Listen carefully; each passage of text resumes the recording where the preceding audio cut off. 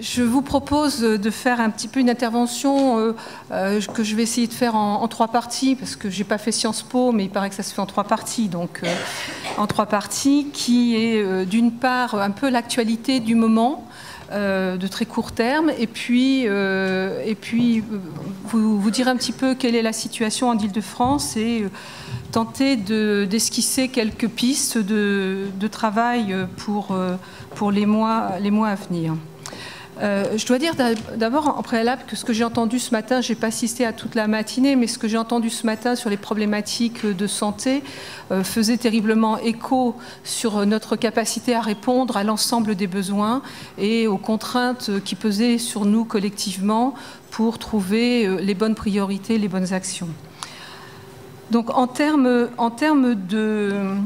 d'actualité, Delphine Guillet vient de vous parler de la conférence nationale de lutte contre la pauvreté et de l'inclusion sociale qui aura lieu les 10 et 11 décembre. Et comme elle vous l'a rappelé, donc il y a 7 groupes de travail, dont un qui sera dédié plus spécifiquement au logement et à l'hébergement.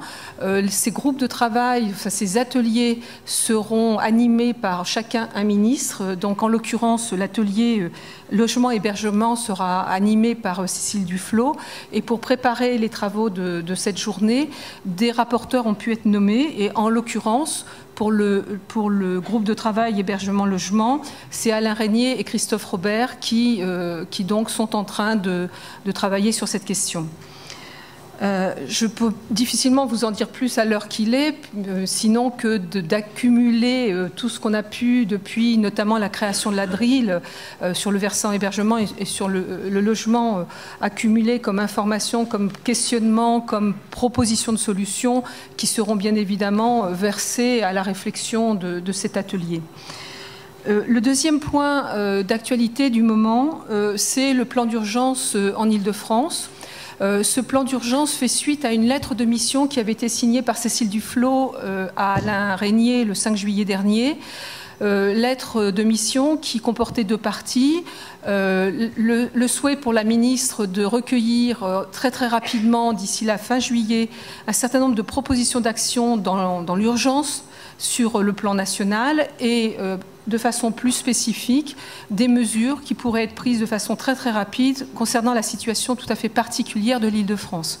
Parce que non seulement on a une structuration administrative particulière, mais ce n'est pas pour le plaisir d'avoir une structuration administrative particulière, c'est pour tenter d'essayer de trouver des solutions à une situation tout à fait particulière sur les questions d'hébergement et de logement. Donc je reviendrai tout à l'heure sur le contenu de ce plan d'urgence francilien qui vient d'être validé par un communiqué de presse de la ministre la semaine dernière. Le troisième point, c'est de vous dire que nous devrions avoir, service de l'État, les orientations nationales 2013 à la mi-octobre. Il se trouve que ce matin, je suis arrivée en retard parce que j'étais moi-même à une réunion des directeurs régionaux de cohésion sociale, puisque voilà, au ministère. Et donc, Sabine Fourcade, la directrice générale de la cohésion sociale, nous a indiqué qu'elle souhaitait pouvoir nous adresser les lettres d'orientation nationale validées par la ministre à la mi-octobre, ainsi que la pré-notification des crédits, comme on dit dans notre jargon, en gros, ce que sera notre budget pour 2013. La ministre doit faire une conférence de presse demain sur le budget de son ministère, donc il m'est difficile de vous dire ce qui est prévu dans le projet de loi de finances. Ce qu'on peut quand même dire, c'est qu'on perçoit bien un certain nombre d'orientations à partir d'un certain nombre de déclarations ou de courriers qu'elle a écrits récemment, qui est de dire que l'accès au logement reste bien une priorité. C'est vraiment vers cela qu'il faut essayer de tendre, mais que pour autant, et c'est peut-être un peu la différence avec ces mois derniers, le dispositif d'hébergement a toute sa place pleine et entière pour accompagner les personnes dans les moments de vulnérabilité dans lesquels ils se trouvent et avec le souci de cet accompagnement vers et dans le logement. Donc on peut dire qu'il y a à la fois une forme de continuité, c'est bien l'aboutissement, c'est bien d'essayer de faire en sorte que les gens accèdent à un logement, mais en même temps faire en sorte que le dispositif des centres d'hébergement puisse répondre aux besoins, ce qui ne veut pas dire pour autant qu'il n'y ait pas besoin d'une certaine mutation du secteur. Mais là aussi, j'en redirai quelques mots. Enfin, en termes d'actualité, nous ne pouvons pas oublier que dans 2 mois, nous serons en période hivernale. Et donc, bien évidemment, nous sommes déjà, attentifs, voire préoccupés à l'organisation de la campagne hivernale, compte tenu des tensions qu'on constate ces jours-ci, ces semaines-ci. Voilà un petit peu l'actualité, toute fraîche, si je puis dire. Je voudrais peut-être vous dire un peu quelle est la situation en Île-de-France, puisqu'elle est certainement incomparable à toute autre région. Tout d'abord, je vais essayer de ne pas vous asséner de trop nombreux chiffres, mais pour autant, je pense qu'ils ont toute son importance, tout en vous assurant de la préoccupation qu'on a de se dire que derrière tous ces chiffres, il y a des gens. Et de temps en temps, ça nous fait du bien aussi, nous qui sommes dans l'administration, d'aller sur le terrain pour se dire oui, enfin, notre tableau Excel, ces milliers de personnes dont on parle, c'est des vrais gens. Et c'est vrai que parfois, c'est important de pouvoir se le dire. Donc je suis un petit peu désolée de parler chiffres, mais en même temps, ça vous fera peut-être toucher du doigt la réalité dans laquelle on est de façon plus globale. Actuellement, fin août, l'État finançait l'hébergement tous les soirs de plus de 30 000 personnes, 31 000 personnes, auxquelles il faut rajouter 10 000 demandeurs d'asile. Ces 31 000 personnes, fin août, c'était jamais que 3 300 de plus qu'au mois d'août l'année d'avant. Donc entre août 2011 et août 2012, alors que nous sommes censés n'avoir créé aucune place, il a fallu répondre à 3 300 personnes de plus chaque nuit, qui pour la plupart sont hébergées à l'hôtel. C'est jamais que 70% d'augmentation depuis 2007. D'accord ? Et comme je commence à vieillir dans le secteur, j'ai retrouvé des chiffres des années 2000. Et en 2000, nous comptions les nuitées hôtelières à moins d'1 millier. Je dirais que c'était à quelques centaines. Rien que la Seine-Saint-Denis, nous financions il y a 4 ans 400 nuitées par jour. Nous en sommes à 2200. Juste pour vous donner à peu près la situation. À ces 31 000 personnes, il faut rajouter, donc comme je vous le disais, 10 000 demandeurs d'asile, grosso modo 5 000 qui sont dans des CADA ou des hébergements d'urgence pour demandeurs d'asile, donc dans des centres, et plus de 5 000 qui sont actuellement accueillis dans des hôtels. À côté de ce dispositif d'hébergement financé par l'État, c'est-à-dire qu'à côté, les conseils généraux financent eux-mêmes des dispositifs, notamment dans le cadre de la protection de l'enfance, et donc font eux aussi appel à des centres et eux aussi appel à des hôtels. À côté de cela, nous avons pu développer depuis la fin 2008 2600 logements Solibail. Alors qu'est-ce que c'est ? C'est de l'intermédiation locative. On n'a pas été les premiers à le faire. Londres a commencé. Ils doivent être à plus de 40 000 logements. La ville de Paris l'a fait avant l'État. Ça s'appelle louer solidaire. Et puis, sur l'exemple de la ville de Paris, l'État a développé un dispositif d'intermédiation locative. Fin 2008, on signait les premières conventions. Actuellement, on a capté près de 2600 logements. Ça veut dire, grosso modo, 7800 personnes qui sont actuellement hébergées dans ces logements d'intermédiation locative labellisés Solibail, parce qu'il existe aussi d'autres dispositifs d'intermédiation locative qui ne sont pas labellisés Solibail. Mais voilà. Et de plus, donc c'est près de 1000 logements supplémentaires en un an. Et de plus, déjà, certains ont pu être réorientés vers du vrai logement durable, définitif. Et donc 800 personnes sont déjà sorties. Donc vous voyez, 3300 places de plus en hébergement, plus à peu près 3000 places dans Solibail en un an. Et puis, on a essayé de remobiliser les résidences sociales pour savoir si les publics vulnérables ne pourraient pas, dans un certain nombre de situations, bénéficier de résidences sociales. Et malgré tout ça, actuellement, nous avons plusieurs centaines de personnes qui, tous les soirs, appellent le 115 et ne trouvent pas de solution. Et donc, c'est vrai que nous nous demandons vraiment qu'est-ce qu'il faut faire, quelles priorités il faut se définir, comment on fait pour ne pas laisser une femme avec un enfant qui sort de la maternité à la rue, discussion qu'on a régulièrement avec l'ARS, comment gérer tout ça. Alors, il y a des gens qui disent la fluidité, ça m'énerve, je les comprends. Pour autant, l'une des solutions pour nous, c'est de se dire tous ceux qui peuvent aller du logement avec de l'accompagnement social, si on arrivait à les y mettre, eh bien, on récupérerait de la place pour accueillir des gens qui actuellement n'ont pas de solution. Donc, on a fait un énorme travail sur la reconquête du contingent préfectoral et on est en train de travailler sur la prioritarisation, c'est pas bien joli, des publics qui ont accès au logement social, notamment sur le contingent préfectoral. Alors, les publics que vous accueillez dans les structures d'hébergement, pour ceux qui sont directeurs de ces structures et qui sont présentes, viennent en compétition, si je puis dire, dans les priorités, avec les publics qui sont labellisés DALO. Parfois, ce sont les mêmes, mais parfois, ce ne sont pas les mêmes. Et donc, il faut absolument qu'on arrive à trouver les bons critères pour qu'on puisse être sûr qu'on répond bien aux plus vulnérables des plus vulnérables. Donc, c'est ça notre difficulté actuellement, c'est de se dire que quels que soient les moyens qu'on y met, quelle que soit la progression des structures qu'on peut faire, on est toujours 3 métros en retard, un TGV en retard par rapport aux besoins qui se font jour sur notre territoire francilien. Effectivement, je parlais des publics DALO, juste un chiffre, 56 000 personnes ont été labellisées prioritaires et urgents DALO depuis janvier 2008. À peu près 20 000 ont pu être relogés, mais il en reste encore 34 000 qui, à ce jour, doivent être relogés. Donc, vous voyez un peu les chiffres, l'ordre de grandeur. Et donc, la seule solution, c'est effectivement d'essayer de produire du logement social en grande quantité et de le produire à un coût qui permet aux publics les plus vulnérables d'y accéder. Donc c'est vrai que c'était une demande de l'UNIOPS, je pense qu'elle a été entendue par le gouvernement. Des amendements ont été acceptés dans les discussions de la loi là, ces derniers jours. Et donc c'est un sujet pour nous absolument colossal. Que dire donc de ce que nous avons devant nous?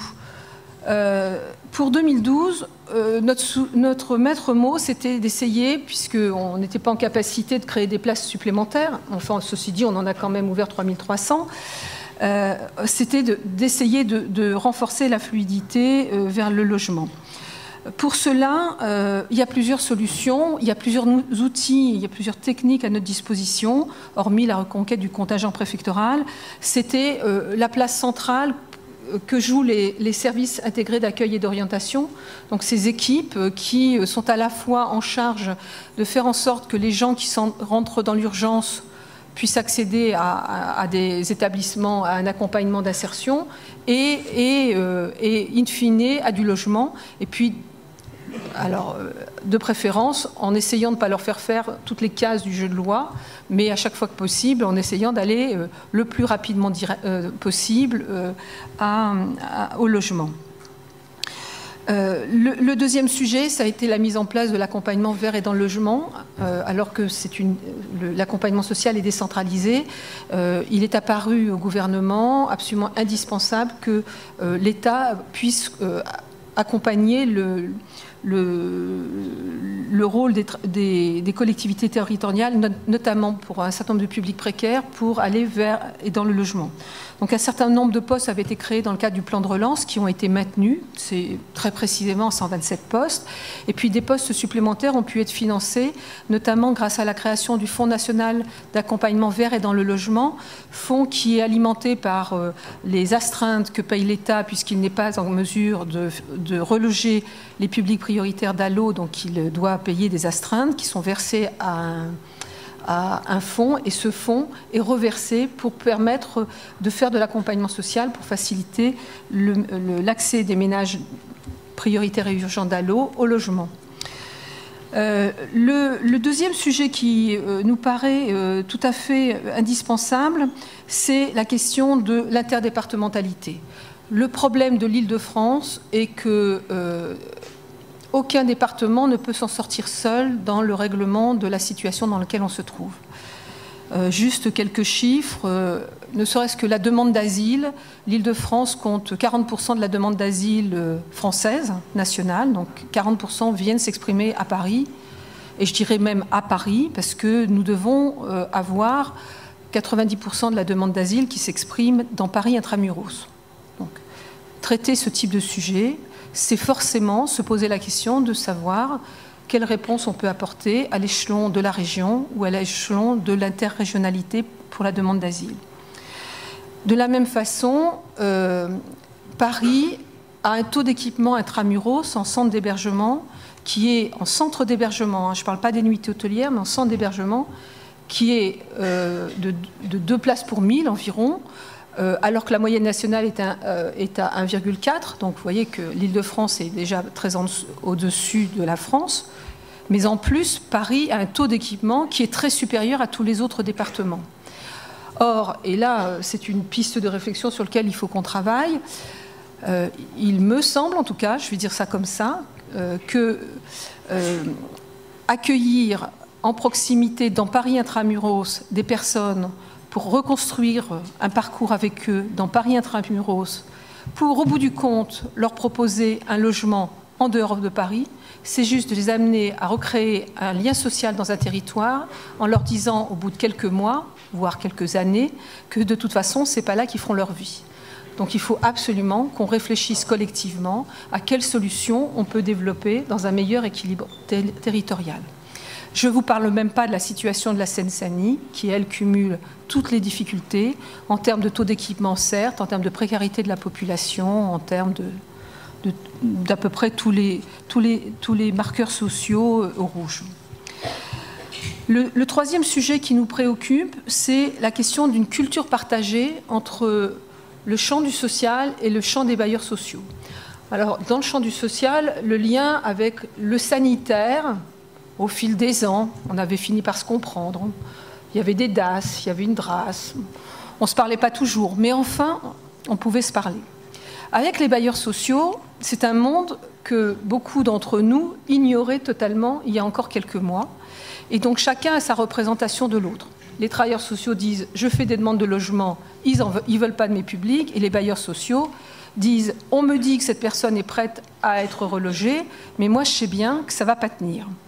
Donc cette question de culture commune, elle nous taraude.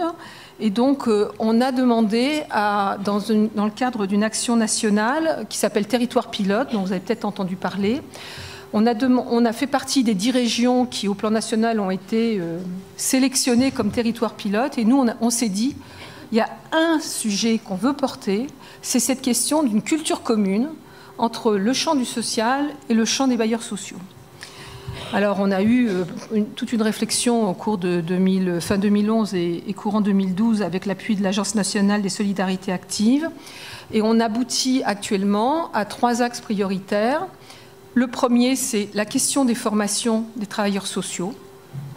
Et donc, on souhaite pouvoir mettre en place, avec l'appui de la DRJSCS, avec le Conseil régional, avec l'UNAFORIS qui regroupe l'ensemble des écoles de formation de travail social, avec Uniformation, Unifaf, le CNFPT et le Centre de formation de la ville de Paris, on souhaiterait mettre en place un certain nombre de journées d'information, formation initiale, formation continue, et notamment des formations croisées, de telle façon que les gens se causent et se comprennent un peu mieux. Je dirais que parmi les sujets qui nous taraudent aussi, c'est la question des familles à l'hôtel. Sur les 30 000 personnes, 31 000, nous avons actuellement, là, ces derniers jours, il y a plus de 15 000 personnes à l'hôtel qui sont, pour la plupart, des femmes avec enfants, dites familles monoparentales, à moins que l'administration ne les crée, les familles monoparentales, ne les induisent, on va dire, puisque c'est peut-être aussi une façon de dire, pour être prioritaire, il faut que je sois monoparental. Donc, qu'est-ce qu'on induit comme comportement? Mais bon, voilà, famille monoparentale, avec des enfants, et avec un bon nombre qui sont sans papier, parce qu'ils ont été déboutés du droit d'asile, ou parce qu'ils n'ont jamais fait aucune demande. Ils sont alors je ne dirais pas sans papier, parce que ça serait caricatural, mais avec une situation administrative complexe, parce que les choses ne sont pas aussi noires ou blanches que ça, parce qu'entre-temps, peut-être que les choses sont... Le vocabulaire n'est peut-être pas approprié en l'occurrence, mais dans un certain nombre de situations, on sait que les parents sont sans papier, mais que les enfants sont nés en France, et que donc c'est pas aussi facile que ça de dire il faut faire ceci ou il faut faire cela. Et donc ces familles à l'hôtel, eh bien, effectivement, elles sont nombreuses, elles sont généralement pour les services de l'État hors de Paris, puisque les nuitées hôtelières à Paris ne sont pas si fréquentes. Et donc c'est là que les collectivités territoriales sont elles-mêmes aussi en difficulté. Si l'État, si la DRIL finance bien les nuitées hôtelières, c'est un hébergement sec, qui ne prévoit pas un accompagnement social à la hauteur de ce qui serait nécessaire et qui donc doit pouvoir être repensé différemment pour que ces familles ne soient pas oubliées pendant des semaines, des mois, voire des années dans les hôtels et qu'on puisse les faire accéder à une prise en charge de plus grande qualité. Donc c'est vrai qu'on est tous à souhaiter de pouvoir réduire considérablement les nuitées hôtelières, même si on voit bien que c'est quelque chose qu'on psalmodie depuis 3 ans, mais on n'y arrive pas. Parmi les sujets également, c'est la question d'articulation indispensable. Alors, avec l'Agence régionale de santé, je dirais, on avait une culture commune, donc c'est relativement plus simple, mais pour autant, il faut que ça passe dans les faits. Vous l'avez dit ce matin, la DRIL a largement été associée à la rédaction du plan régional d'action prioritaire en santé. La DRIL fait partie du comité de coordination des politiques publiques, du comité de coordination régionale de prévention. Nous avons participé aux réflexions sur le développement des permanences d'accès aux soins et à la santé et notamment également à la prise en charge des patients souffrant de pathologies psychiatriques. Bon, au-delà de tout ce que des 2000 pages que nous a adressé dont nous a fait part André Barreto, je crois que maintenant il faut qu'on arrive à passer à la phase d'action. Mais je dois dire que derrière les relations qui ont pu être à un moment donné difficiles dans le désengagement possible de l'ARS sur des financements de structures qui faisaient de l'hébergement, des solutions ont été dans bon nombre de cas recherchées, y compris avec l'appui de l'ARS, qui a réussi à développer, notamment à financer des appartements de coordination thérapeutique, des lits Halte Soins Santé, qui ont fait que le désengagement n'a pas été un désengagement trop brutal et trop sec. Le sujet des articulations indispensables, c'est aussi celui de l'articulation avec les collectivités territoriales. Je veux dire que la question de l'accompagnement social, j'en disais quelques mots tout à l'heure, elle est cruciale. La DRIL est en charge d'un accompagnement plutôt ciblé, un peu spécifique, hormis les questions des CHRS qui font de l'accompagnement global, mais sinon on est plutôt dans un accompagnement ciblé, accompagnement vers et dans le logement. Mais quelle articulation avec les travailleurs sociaux, comment travailler ces questions de territorialité, référent unique, etc. Il y a des SDF qui sont des personnes âgées, des personnes handicapées. Ça aussi, c'est une politique portée par le Conseil général avec l'ARS. Et donc, il faut travailler avec eux. Sur la question de la demande d'asile, nous sommes dans cette tourmente de devoir travailler sur quelle demande d'asile en Île-de-France, comment y répondre. Je ne vous cache pas que notre souci, c'est de faire en sorte que la demande d'asile soit mieux répartie sur le territoire national et pas uniquement francilien. Alors déjà francilien, et on progresse là-dessus, mais également national. Et puis, nous avons des liens avec la protection, l'administration pénitentiaire, avec la délégation droits des femmes et avec le comité régional consultatif des personnes accueillies qui sait tenir sa place dans les réunions. Alors, quelques mots maintenant sur le plan d'urgence. J'ai encore 10 minutes, ça va? Voilà. Donc, Cécile Duflot a annoncé par un communiqué de presse un certain nombre de mesures que je vais reprendre. Premier sujet, faire de la prévention des expulsions une priorité. Et donc, alors peut-être que oui, je vais le prendre dans ce sens-là, même si ce n'est pas pour moi le plus simple. Donc, il est clair que les commissions de coordination, de prévention des expulsions, les CAPEX, qui ont été mises en place ne jouent pas toujours tout le rôle qu'elles pourraient jouer. Et donc, ce sujet est vraiment à l'ordre du jour. Et ce qui est proposé notamment, c'est par la ministre, c'est de proposer une intervention sociale dès le premier mois d'impayé, afin que la procédure d'expulsion qui pourrait être mise en œuvre soit anticipée largement pour que justement elle n'ait pas lieu. Et de faire en sorte par ailleurs qu'aucune expulsion ne puisse se faire sans qu'il y ait une rencontre avec un travailleur social dévisu, de telle façon qu'on puisse faire le point très exactement sur la situation de la personne. Donc l'articulation de la prévention des expulsions doit se faire avec les commissions de surendettement en collaboration avec la Banque de France, et puis la nécessité d'une concertation avec les collectivités territoriales, notamment l'ensemble des départements d'Île-de-France, pour travailler sur un socle commun d'intervention, notamment sur le fonds de solidarité logement et fonds solidarité de logement qui comprend l'ASNL. Et faire en sorte que d'un département à l'autre, on puisse avoir au moins des bases communes minimales. Donc c'est le sujet les sujets qui vont nous préoccuper là qui vont être encore un peu plus portés dans les semaines qui viennent. Deuxième sujet, c'est la question de compléter immédiatement l'offre d'hébergement.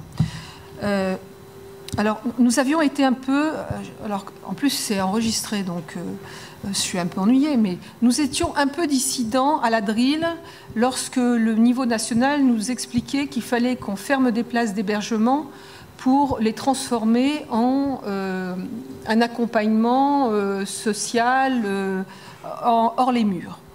Et nous avons largement relayé le fait que nous pensions qu'il fallait que le dispositif évolue, qu'il fallait probablement qu'il soit mieux territorialisé, qu'il évolue dans les publics qu'il accueillait pour mieux répondre aux publics qui ont évolué eux-mêmes et à leurs demandes qui ont évolué elles-mêmes. Mais nous ne nous étions pas engagés dans l'idée que nous allions fermer des places, sauf cas très précis de la rupture de bail d'un bâtiment qui est en pleine campagne et qui donc pourrait être situé ailleurs. Donc ça tombe bien, parce que nous avons été rattrapés par les positions de la ministre, mais ce n'est pas que l'administration, les associations d'Île-de-France l'ont largement porté au moins autant que nous. Donc le sujet est bien de faire en sorte que le dispositif régional évolue, mais nous ne sommes pas dans une stratégie de fermeture de places. Pour autant, il manque certainement ici ou là des places ou des services d'accompagnement. Mais je vais vous dire les difficultés que ça pose quand même. Il y a eu un appel à projet qui remonte maintenant à 3 ans, qui avait autorisé la création de 250 places. C'était un appel à projet porté par l'État, la Ville de Paris et le Conseil régional, et qui prévoyait la création de 250 places. Depuis 3 ans, on a pu en ouvrir 100. Les 150 places manquent toujours parce qu'on ne trouve pas les locaux pour accueillir les projets. Je reprenais une enquête récente, sur 6000 places de CHRS, il y en a quand même près d'1 millier qui sont dans des hôtels. Donc on a un vrai problème d'avoir des bâtiments. Parce que si c'est pour développer des CHRS en hôtel, autant faire des services d'accompagnement et d'accompagner les gens. Puis on les financera en dotation globale de financement, ça c'est autre chose. Mais voilà. Donc on a un vrai sujet de saturation de l'immobilier qui fait qu'on n'arrive pas à faire émerger des projets, même quand les projets ont été validés. Pour autant, on ne se décourage pas pour autant, puisque la ministre a accepté le principe de lancer 3 appels à projets sur lesquels on va travailler dans les semaines qui viennent, notamment pour répondre à des publics spécifiques que sont les femmes et les familles monoparentales. 3e proposition de la ministre, vous savez que j'en ai parlé, nous utilisons au titre du BOP 177 près de 15 000 nuitées hôtelières. Ces nuitées hôtelières sont pour la plupart déjà réservées par le pôle hébergement réservation hôtelière du SAMU social de Paris, qui nous sert un peu de prestataire de services pour pouvoir négocier un certain nombre d'hôtels sur l'ensemble de l'Île-de-France.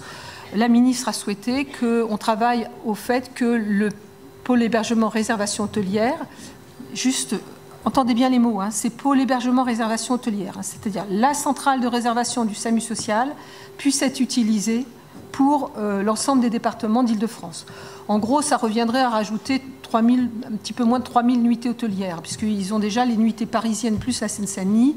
Donc ils récupéreraient, le cas échéant, la réservation des 7 autres départements. Seine-et-Marne et Essonne sont déjà d'accord, et donc on travaille sur une finalisation.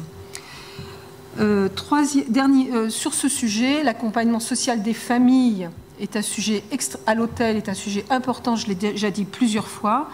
Pour nous, ça veut bien dire, ou ça ne veut pas dire, en régionalisant le PHRH, ça ne veut pas dire que le pôle hébergement réservation hôtelière ferait l'accompagnement social de toutes les familles à l'hôtel, quel que soit leur lieu d'origine. Hein. On distingue bien la question de la réservation des nuitées hôtelières de la question de l'accompagnement social. Alors pourquoi on en est arrivé là? C'est parce que dans le même hôtel, on pouvait avoir des chambres réservées par le PHRH d'une part ou par le 115 du département de l'autre, et que les tarifs hôteliers, l'hôtelier faisait jouer de la concurrence entre les départements pour faire en sorte qu'il puisse louer sa chambre au meilleur tarif pour lui. Et donc l'État se dit qu'il vaudrait mieux que ce soit au meilleur tarif pour nous. Dernier point, il faut absolument arriver à développer des maisons relais et des structures d'hébergement là où elles manquent. Et donc, il nous faut travailler sur le foncier qui pourrait être cédé, le foncier public qui pourrait être cédé pour permettre de voir le jour à un certain nombre de projets. Autre série de... Il me reste 3 minutes. Autre série de mesures. Le développement de Solibail, on est déjà à 3000 logements. La ministre a demandé qu'on passe à 4000 logements l'an prochain. Et donc, on va lancer un Solibail 5 qui nous paraît être vraiment un très très bon produit pour les familles en situation régulière. Ça pose quand même... C'est difficile pour les sans-papiers, mais pour le coup, pour les familles en situation régulière, c'est un vrai plus pour tout le monde. Et donc, bon, vous lirez, il y a ce projet... Je vais juste là-dedans essayer, comme j'ai pris plein de temps, peut-être mettre le focus sur 2 sujets dont je n'ai toujours pas parlé et qui nous semblent importants. C'est la question de la formation des travailleurs sociaux.